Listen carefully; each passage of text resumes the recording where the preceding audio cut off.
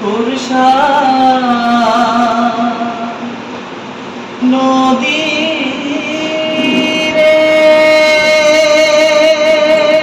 শুক্রবার পালিত হলো নারদ জয়ন্তী।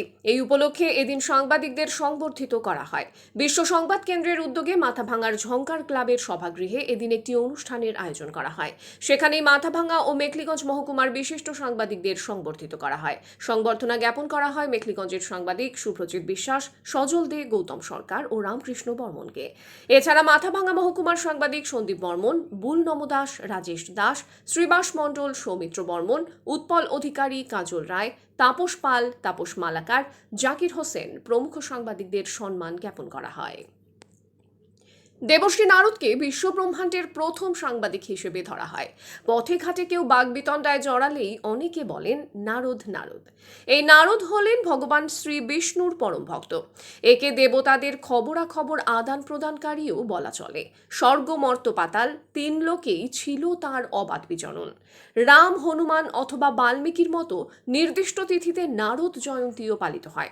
হিন্দু পঞ্জিকা মতে প্রতি বছর জ্যৈষ্ঠ মাসের কৃষ্ণপক্ষের প্রতিপদে পালিত হয় নারদ জয়ন্তী। পুরাণের নানা কাহিনী ঘেঁটে এই দিনকেই নারদ মুনির জন্মতিথি ধরা হয়। চলতি বছরে 24শে মে পালিত হলো নারদ জয়ন্তী। পঞ্জিকা মতে পুজোর শুভ সময় শুরু হয়েছে 23শে মে সন্ধে 7:22। 24শে মে অর্থাৎ শুক্রবার সন্ধে 7:24 শেষ হচ্ছে এই নির্ঘণ্ট। তোমায় মনে পড়ে মাগো, তোমায় মনে পড়ে যখন রাত্রি নিঝুম নেই চোখে ঘুম। ভরব জীবন গানে গানে, এই তো আশায় আমার প্রাণে। নদী রে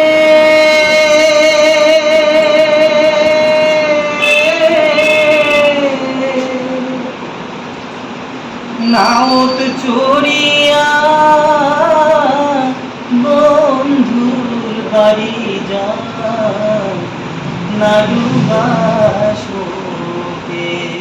আশা করি আগামী দিনগুলোতে আপনাদের নিয়ে আবার এরকম অনুষ্ঠান, আরো ভালো অনুষ্ঠান আমরা উপহার দিব নিজেরাই নিজেদেরকে, এবং এই অনুষ্ঠানকে আরো কিভাবে সুন্দর মার্জিত করা যায় সে বিষয়ে আপনাদের পরামর্শ আমরা চাইব।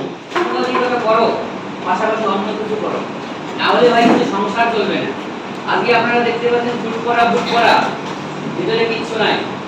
দিনভর টুকটার মতো দৌড়াবো, সাংবাদিকতা করবো, বাড়িতে যখন যাই দেখবো বউ বাচ্চা বাচ্চা কিছু তুলে দিতে পারবো। কারণ আমরা যদি কোনো আমাদের যে বয়সে ছোট কোনো উঠতি সাংবাদিককে আমাদের বলতে যাই, তারা হয়তো ভাবে আমাদের উঠতে দিতে চায় না, কিন্তু সেটা নয়, কিন্তু ভয়ঙ্কর অভিজ্ঞতা। এই যে মানে এখনকার সিচুয়েশন, এই সিচুয়েশন যদি না বদলায় তাহলে এই পরিণতি আরো খারাপ হবে। আমি কাজ করবো, জান প্রাণ দিয়ে কাজ করবো, ফিল্ডে যাবো, সত্য তুলে দেবো, আমার পেটে যদি ভাত না থাকে কতক্ষণ আমি না খেয়ে যাবো।